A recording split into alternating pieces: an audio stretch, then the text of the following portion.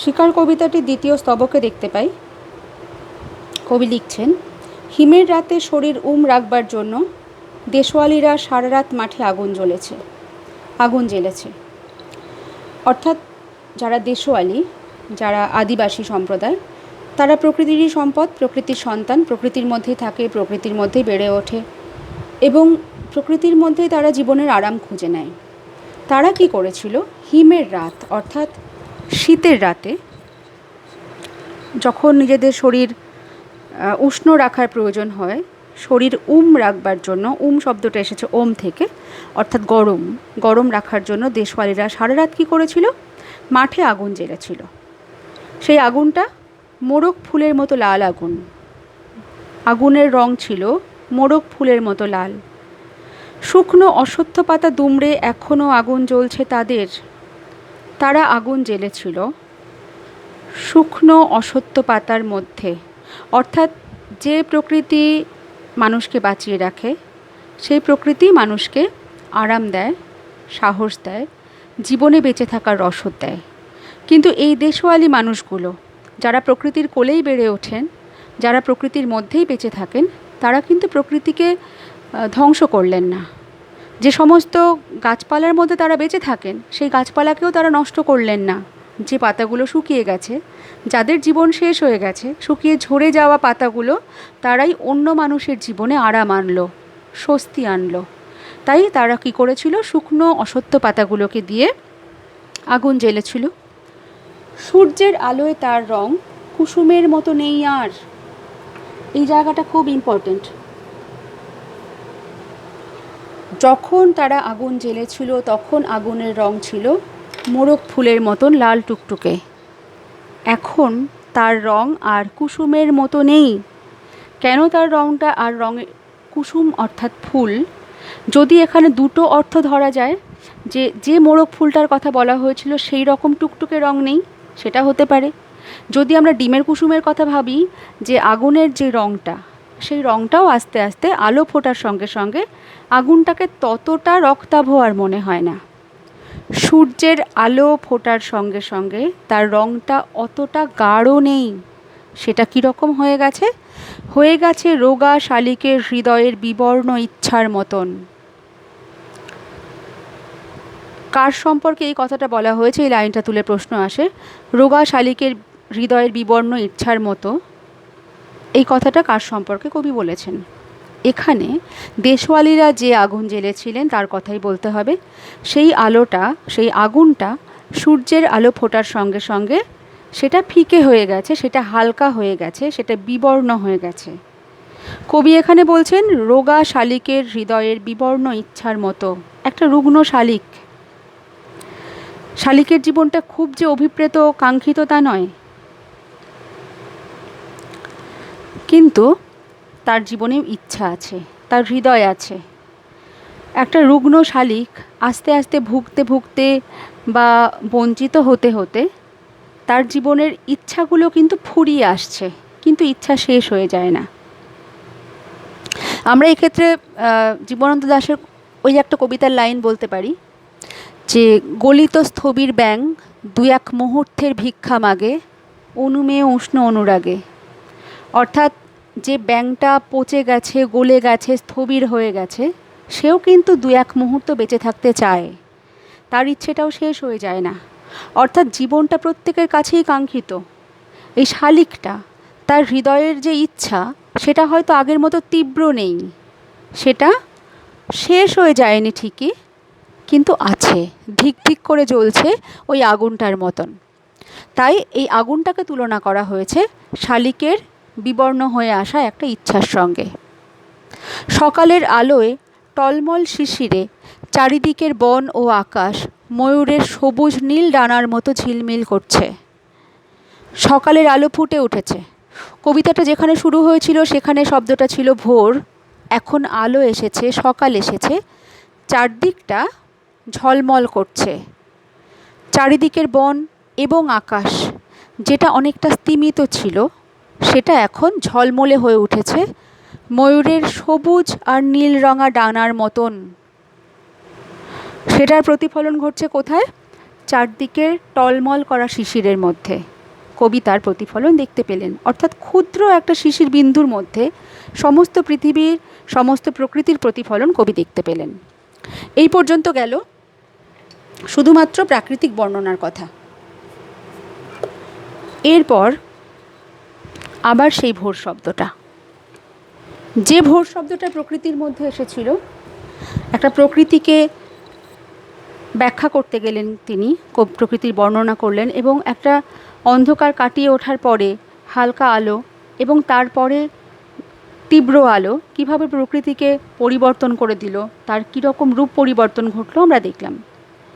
এবার কবি বলছেন প্রকৃতির মধ্যে বেঁচে থাকা প্রাণীদের কথা। আবার একটা ভোর এলো। সারা রাত চিতাবাঘিনীর হাত থেকে নিজেকে বাঁচিয়ে বাঁচিয়ে নক্ষত্রহীন মেহগনির মতো অন্ধকারে সুন্দরীর বন থেকে অর্জুনের বনে ঘুরে ঘুরে সুন্দর বাদামি হরিণ এই ভোরের জন্য অপেক্ষা করছিল। যেমন করে দেশওয়ালিরা ভোরের জন্য অপেক্ষা করছিল, যেমন করে দেশওয়ালি মানুষেরা অন্ধকারের যে হিম, যে শীত ঠান্ডা, তার হাত থেকে বাঁচার জন্য আগুন জ্বেলেছিল, সূর্যের তাপ তাদের সেই শীত থেকে রক্ষা করেছে, ঠিক সেরকমই একটা সুন্দর বাদামি হরিণ এই ভোরের জন্য অপেক্ষা করছিল। হরিণটা কীরকম? সুন্দর, তার রং কীরকম? বাদামি। সেও অপেক্ষা করছিল ভোরের জন্য, কারণ রাতের হাত থেকে সে মুক্তি পেতে চাইছিল। সারা রাত সে কী করল? চিতাবাঘিনীর হাত থেকে নিজেকে বাঁচিয়ে বাঁচিয়ে নক্ষত্রহীন মেহগনির মতো অন্ধকারে সুন্দরীর বন থেকে অর্জুনের বনে ঘুরে ঘুরে সে সারা রাত নিজেকে বাঁচিয়েছে। কার হাত থেকে বাঁচিয়েছে? আরেকটা প্রাণীর হাত থেকে বাঁচিয়েছে। আমরা প্রথম থেকে আবার একটু খেয়াল করি। প্রথমে আমরা পেলাম ঘাসফড়িং, তারপর পেয়ারা গাছ, তারপর নোনা গাছ, তারপর টিয়ার পালক, তারপরে দেশওয়ালি যারা বাঁচল অশ্বত্থ গাছের হাত ধরে, তারপর চারদিকে সকাল। এবার যে প্রাণীরা এলো সেখানে একটা সুন্দর বাদামি হরিণের কথা দেখলাম, আর একটা প্রাণীর কথা দেখতে পাচ্ছি, সেটা হচ্ছে চিতাবাঘিনী। চিতাবাঘিনীকে প্রাণ বাঁচানোর তাগিদে সারা রাত ঘুরতে হয়েছে শিকার করার উদ্দেশ্যে। আর এই শিকার হতে পারে এরকম একটা হরিণকে ঘুরতে হয়েছে, ছুটতে হয়েছে চিতাবাঘিনীর হাত থেকে নিজেকে বাঁচানোর জন্য। একজন খাদ্যের সন্ধানে ছুটছে, আর একজন নিজে খাদ্য হয়ে যাওয়ার ভয়ে ছুটছে। দুজনেরই কিন্তু প্রাণের তাগিদ। এখানে কিছু করার নেই। প্রকৃতির অবস্থাটাই এরকম, প্রকৃতির নিয়মটাই এরকম। একজনের ওপর নির্ভর করে আরেকজন বেঁচে থাকে, একজনের সহায়তায় একজন বেঁচে থাকে। যার হাত থেকে রক্ষা পাওয়ার জন্য হরিণ ঘুরল সে প্রকৃতির একজন সন্তান। যেভাবে হরিণ বাঁচল সেটাও প্রকৃতির মধ্যেই নিজেকে বাঁচাতে পারল। মেহগনির মতন সুন্দরীর বন থেকে অর্জুনের বন। কেউ কিন্তু এখানে ভুল করে মেহগনি গাছের বনের কথা লিখবে না। এখানে মেহগনি শব্দটা অন্ধকারত্ব বোঝাতে ব্যবহার করা হয়েছে। ছোট প্রশ্ন আসে যে হরিণ কোন বন থেকে কোন বনে ঘুরেছিল? সে ঘুরেছিল সুন্দরীর বন থেকে অর্জুনের বনে। এবার এই নক্ষত্রহীন আর মেহগনির মতন অন্ধকার শব্দটার দিকে একটু দেখা যাক। নক্ষত্রহীন মানে কি? নক্ষত্রহীন মানেই একটা রাতের কথাই বলা হলো। প্রত্যেকটা রাতে তো আকাশে নক্ষত্র আমরা দেখতে পাই না। যে নিকষ কালো একটা অন্ধকারের রাত, যেখানে কোনো নক্ষত্র নেই, মেঘাচ্ছন্ন একটা রাত, সেই মেঘ যেন এই হরিণের জীবনে ঘনিয়ে আসছে। মেহগনি শব্দটাও এখানে অন্ধকার বলতে নিকষ, কঠিন একটা অন্ধকার। আমরা জানি যে দারুণ শব্দটা যেমন এসেছিল, দারুণ শব্দটা মানে কিন্তু সুন্দর নয়। দারুণ মানে হচ্ছে দারু দ্বারা নির্মিত, অর্থাৎ যেটা কাঠ দিয়ে তৈরি, শক্ত, অনমনীয়। সেই শক্ত, অনমনীয়, দুর্ভেদ্য শব্দগুলোকে বোঝাতেই এখানে মেহগনি শব্দটার ব্যবহার করা হয়েছে। অর্থাৎ অত্যন্ত অন্ধকার, যে অন্ধকারের মধ্যে কোথাও কোনো আলোর রেখা নেই, কোথাও কোনো আশার আলো নেই, সেই রকম অন্ধকারের মধ্যেও প্রাণ বাঁচানোর তাগিদে হরিণ ঘুরে বেরিয়েছিল এবং তার প্রাণ বাঁচানোর জন্য হাত বাড়িয়ে দিয়েছিল প্রকৃতিরই অন্যান্য গাছেরা, সুন্দরী গাছ আর অর্জুনের গাছ। সেই সুন্দর বাদামি হরিণ অপেক্ষা করছিল এই ভোরের জন্য।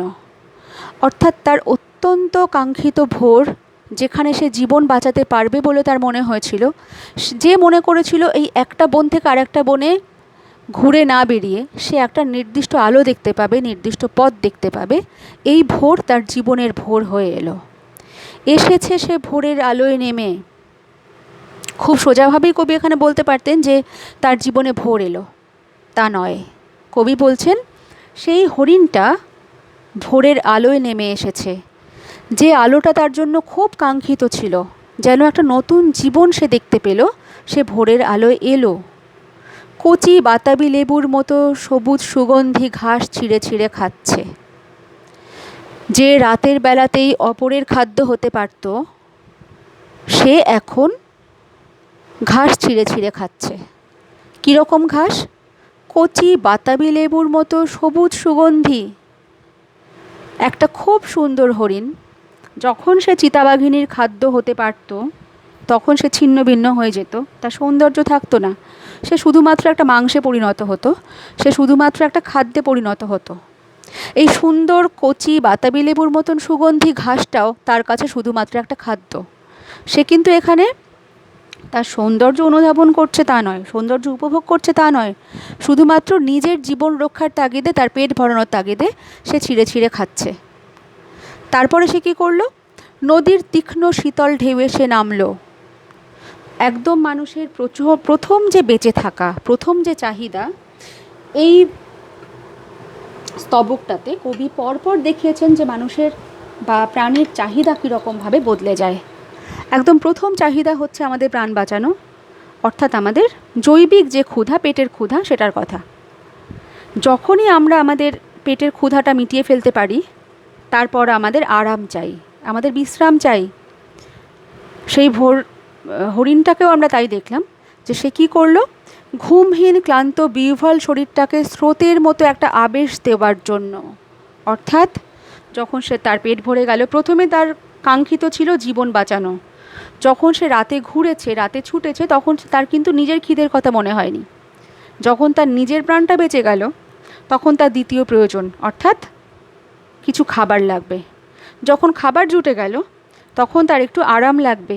তাই সারা রাতের ঘুমহীন ক্লান্ত বিহ্বল হয়ে যাওয়া শরীরটাকে একটা স্রোত যেমন করে একটা আনন্দ, অদ্ভুত একটা স্রোতের মধ্যে ভেসে যাওয়া যায়, সেই রকম একটা আবেশ দেওয়ার জন্য, আরাম দেওয়ার জন্য, ক্লান্তিটাকে ভাসিয়ে নিয়ে যাওয়ার জন্য নদীর তীক্ষ্ণ শীতল ঢেউয়ের মধ্যে সে নামলো, অর্থাৎ সেখানেও প্রকৃতি। অন্ধকারে হিমকুঞ্চিত জরায়ু ছিঁড়ে ভোরের রৌদ্রের মতো একটা বিস্তীর্ণ উল্লাস পাবার জন্য। প্রথমে খিদে, তারপর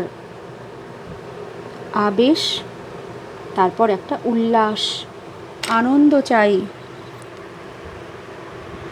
কীরকম আনন্দ? একটা দীর্ঘ আনন্দ। যেমন করে অন্ধকারের কুঞ্চিত জরায়ু ছিঁড়ে একটা প্রাণের জন্ম হয়।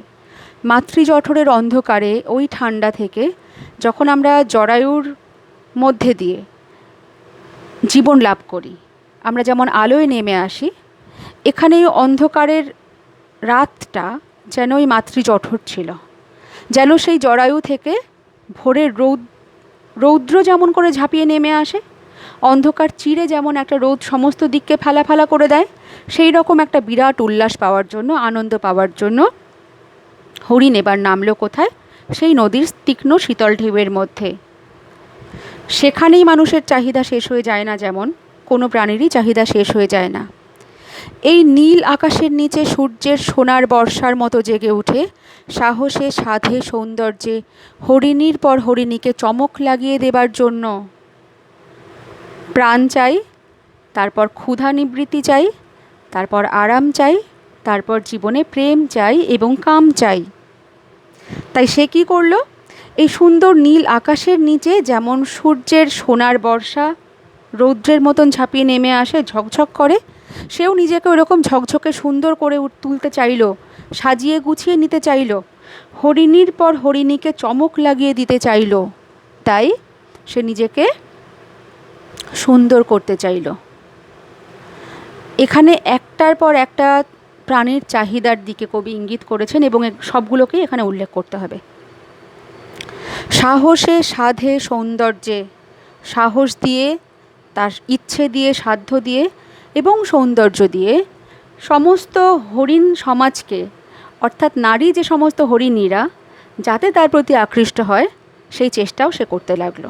এটাই তার ইচ্ছে।